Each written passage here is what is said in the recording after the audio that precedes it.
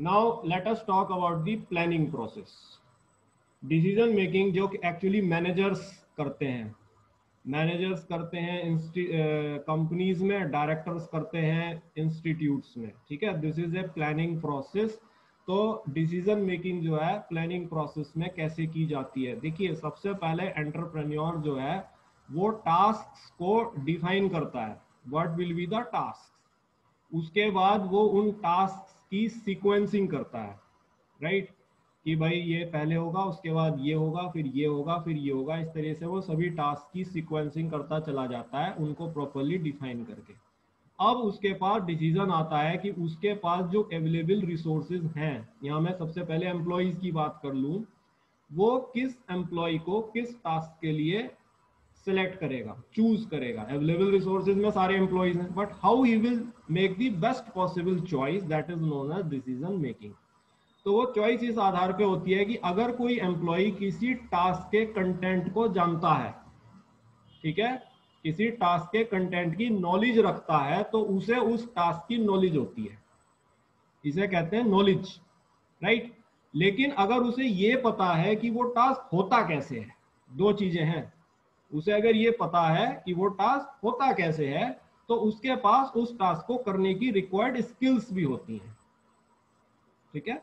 तो based on the knowledge and based on the skills which an employee possesses, the manager select, make a decision and select the best possible employee for a best possible task। इसे कहते हैं right person at right place. ये जो कर लेती हैं companies, वो हमेशा सक्सेसफुल हो जाती हैं, सही आदमी को सही जगह पर लगाना, ठीक है। तो ये डिसीजन मेकिंग के थ्रू हुआ कि इतने एम्प्लॉय थे, लेकिन उसने उस आदमी को चूज किया जिसकी रिक्वायर्ड नॉलेज और स्किल उस काम के लिए सुटेबल थी। इस प्रकार से वो सभी टास्क पे, भाई ठीक है, एक टास्क पे एक आदमी लग गया, दूसरे टास्क पे दूसरे आदमी लगेंगे जिनकी नॉलेज और स्किल उस टास्क के लिए अच्छी हो मानी जाएगी। इस तरीके से जितने भी टास्क की सीक्वेंसिंग उसने करी थी, उनको प्रॉपरली डिफाइन करने के बाद उन सभी टास्क पर उसने मैन पावर रिक्रूट कर दी, और उसके बाद उसने उन्हें रिसोर्सेज भी दी in the form of material etcetera, right. और हमेशा इस बात का ध्यान रखा कि जो टास्क है वो एक स्टूपुलेटेड टाइम और स्टूपुलेटेड कॉस्ट में कंप्लीट हो जाना चाहिए।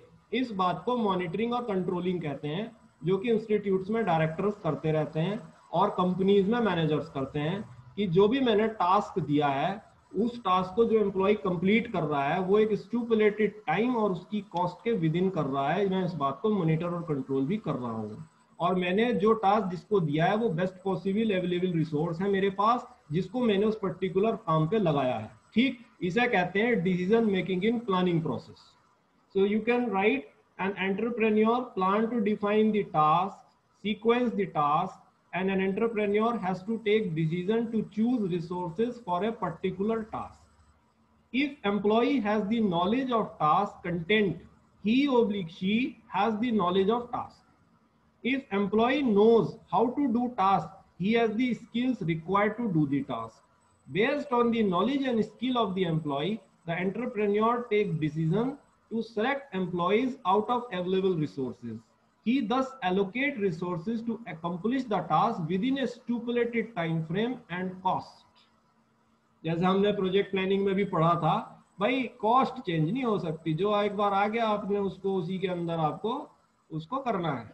टाइम भी आपको एक फिक्स दिया गया है, ये नहीं कि आप उसको आज को कंप्लीट करने के लिए पूरी जिंदगी करते रहेंगे, ऐसा नहीं है, ठीक है। तो एक एलोकेशन करने के बाद समय और कॉस्ट को देखकर मॉनिटर और कंट्रोल करता है कि इतने टाइम में इतनी कॉस्ट में ये टास्क जो है ये आदमी जिन्हें मैंने दिया है पूरा कर लेंगे।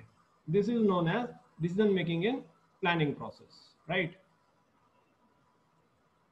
सो नोट इट, और ये मीटिंग अभी शायद 1 मिनट में बंद होगी, उसी लिंक से दोबारा ज्वाइन कीजिए क्योंकि अभी हमें इसमें आगे बढ़ना है। सो मैं इसको थोड़ा आगे बढ़ा रहा हूँ, you note this, I hope you have